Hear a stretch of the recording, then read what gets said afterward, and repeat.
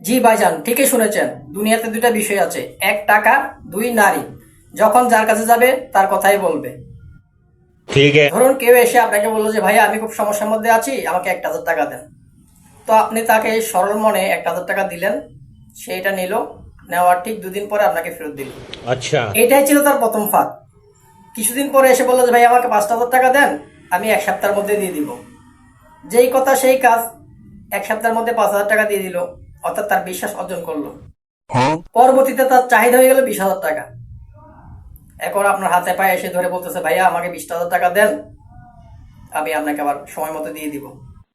তো আপনি চিন্তা করলেন যে বিগত দিনগুলোতে সে কথার বল খারাপ করে নাই, টাকা তো তাকে দেওয়াই যায়, একটা মানুষের উপকার হলো।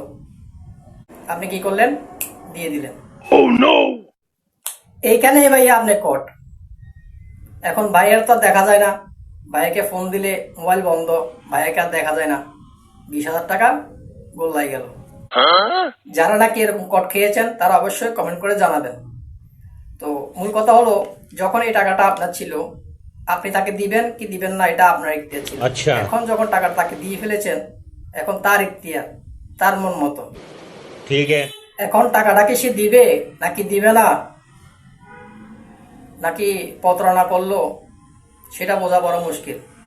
এইখানে একটা মজার বিষয় হচ্ছে যে আপনি কিন্তু সৃষ্টিকর্তার বান্দাকেই উপকার করেছিলেন, ঠিক এবং है।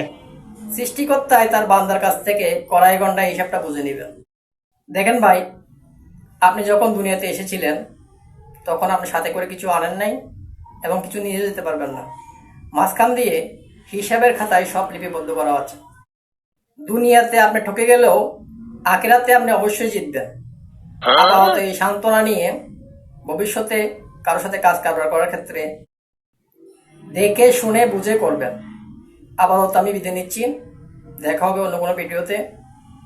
চাইলে আমার ভিডিওটা শেয়ার করে দিতে পারেন, যাতে করে আপনার সাথে প্রতারিত করা ব্যক্তিটি দেখতে পারে এবং অন্যরা লেনদেন করার ক্ষেত্রে সতর্ক হতে পারে।